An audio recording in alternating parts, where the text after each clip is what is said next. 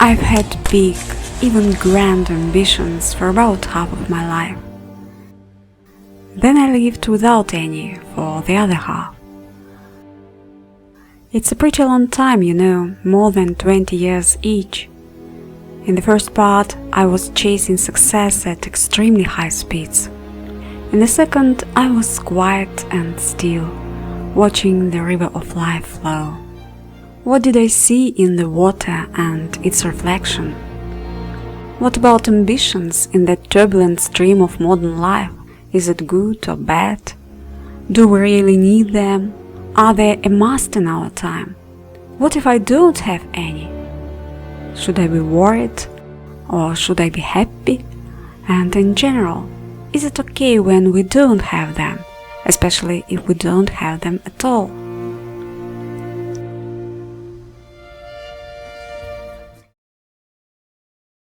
My dear friend, try to imagine a world without ambition, where no one competes with anyone or fights for a prize. The Olympic Games haven't been invented yet, or conversely, a law has been passed to abolish them due to serious health and emotional problems of the participants, and especially impressionable viewers.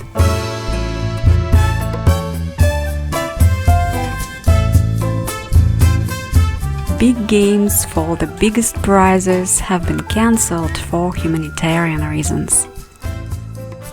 Of course, there are still balls, rackets, ribbons and even arrows and spears, but no one fights with each other. No one cares how far they can throw the spear. The main thing is not to hit their neighbor in the buttocks. No one uses approved or prohibited drug and techniques. No one goes over the heads. There are no horse, cockroach and rat races either. It's a peaceful world where everyone is happy and relaxed. And guess what? No one cancelled ambitions by high degree. They deflated by themselves like old basketballs.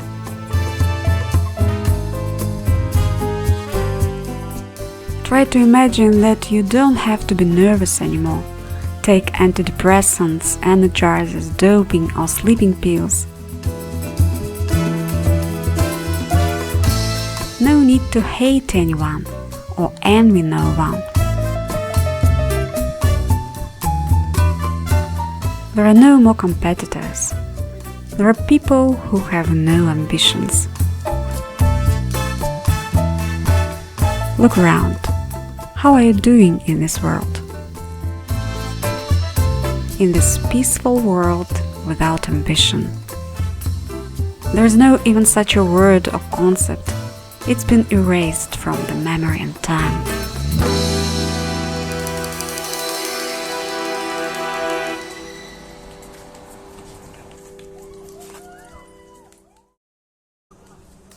There was a time when they didn't really exist. I mean, you didn't have any ambitions when you were born, my dear friend, and you definitely lived without them for a while. You were just a kid playing with a ball. Then some other boys and girls showed up, you started playing together, sharing that ball, and suddenly the question came, who is better? That's how you got to know this feeling inside you. Over time it became a part of you. It's like something is sitting in your stomach, causing itching in the lower abdomen, then sinking down to your legs and giving you the urge to run, reach and compete.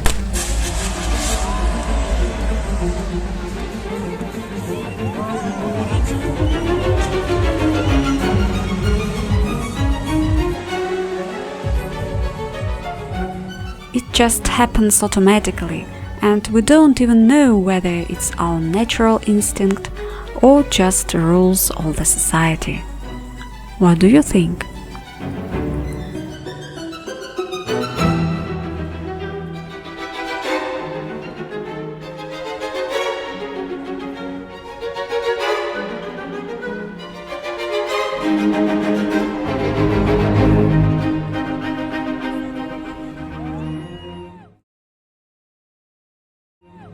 I grew up in a very ambitious family. As a child, I thought my grandfather was the boss of a giant factory that you could see from our window. It was so big that it took over the skyline.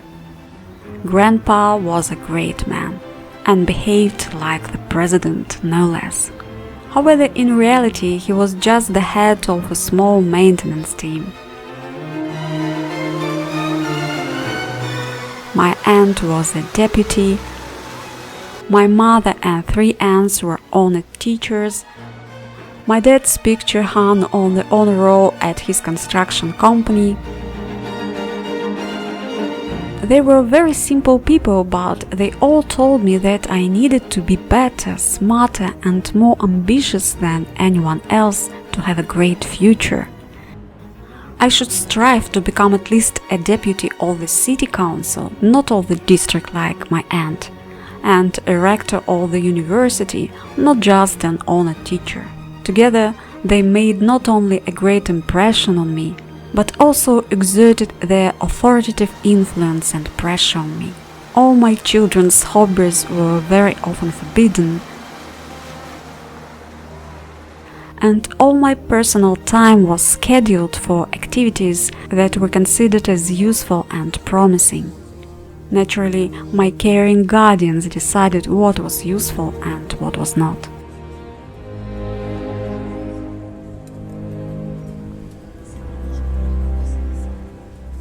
So day after day, from early till late, it's just classes, extra classes, school, extra school, Olympiads, contests, competitions, diplomas, certificates of merit, prizes, and that's it. At some point I felt the thrill of achievement, and I wanted to reach my goals. I seriously started thinking that these were my goals, and I was going to become a big person, so big that everyone in the city, no, in the country, no, in the world will know about me. So first, at the age of 13, I became the president of the school. Then I graduated with a gold medal, which is the highest award. Then I got a red diploma with honors at the university. I went to work where there was the largest number of ambitious people.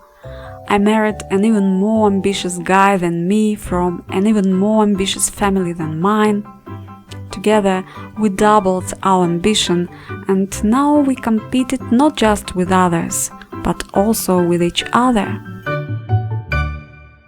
In my work, I communicate with even more ambitious people, politicians, businessmen, celebrities. They're pretty impressive and they add fuel to the fire of my ego. In my opinion, a healthy ego with pretty healthy ambitions.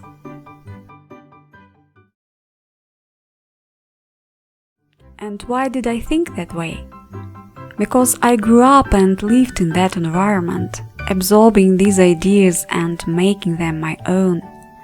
Like many people I've met from different backgrounds, cultures and places, everyone has their own ambitions, even if they seem insignificant and unimpressive to some, but they have them, because those around them in their environment and culture have them too. Once I interviewed a man who had achieved much in his career. I asked him about his dreams. He looked at his newborn daughter and proudly said, "I want her to become a pilot." That was unexpected, wasn't it? Why did he feel this way? Perhaps he wanted his daughter to stand out and be above everybody? Maybe you guessed it, my dear friend, it's because he himself was a long-range aviation pilot. Then I thought, it was a good thing that I wasn't born into a family of pilots. I'm not really a fan of airplanes, you know. I looked at this lovely girl and thought her parents want the best for her. They have already prepared the best future for her, in their opinion. But what about her? Will she realize what she really wants? Will she have to protect her dream and not let other people's expectations get in the way? And why do people need these ambitions? It's like unhealthy habits that are passed from generation to generation. The only difference is that when, for example, a person smokes because his father or grandfather smoked, he understands that it is a bad habit for his health. However, when a person is busy with someone's ambitions, he does not realize that it's harmful to him and that it is the main cause of his unhappiness.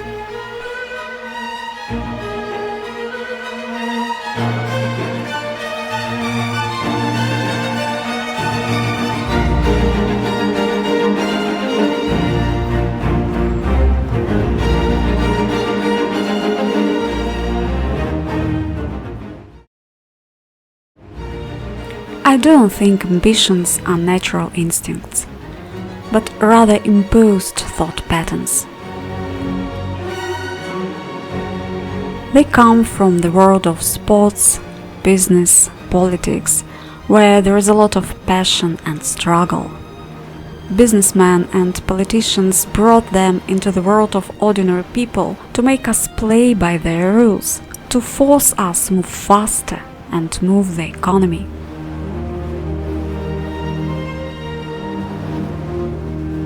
Do you think Brent or tea is the best fuel? No, the best fuel for such a thing is ambition. It burns brightly, lights up everyone around, but almost completely deprives happiness and peace. But who cares about that? The main thing is the goal, the results, the achievements. Someday we'll buy happiness when we achieve everything.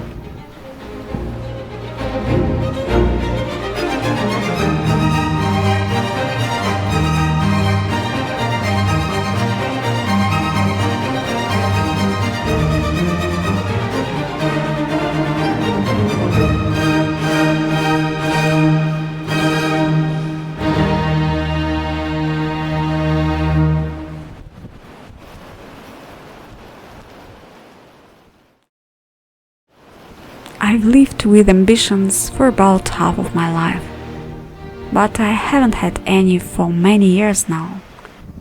I don't really have anything to brag about. When someone wants to measure their achievements with mine, I'm not really sure what to say.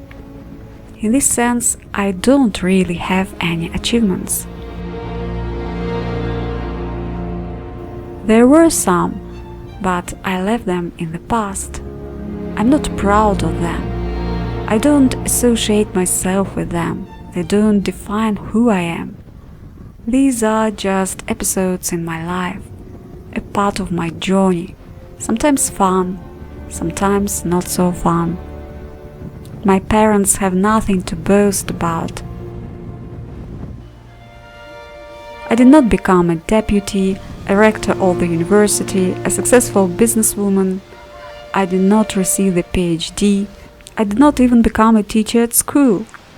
In short, I didn't make a high-flying career to the disappointment of my family. But I became the target of discussion, snide remarks and deep misunderstanding from all those ambitious people I knew. However, this neither makes me happy nor sad. I live without ambition and I'm at peace. Probably this is the most important achievement in my life, but I don't talk about it because no one cares. But I did take the helm of life. I started asking myself questions that no one had ever asked me before. What do I want? Do I want to compete? To be proud of great achievements? To be better than others? No, that's not for me. I want a quiet life. I want simplicity and simple human happiness. I don't need struggle or ambition to get there. So I made a conscious decision to land my plane in the open field and get off the game. And that's exactly what I did. I started a new life and soon I found peace and contentment.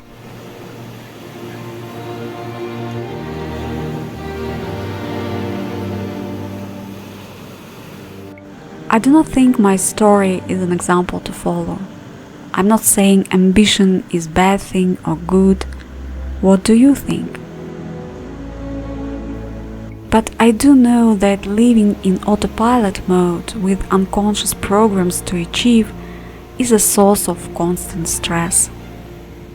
The only way to become calm and happy is to turn off this autopilot and take the helm of your life into your own hands. Take control of your life and follow your path.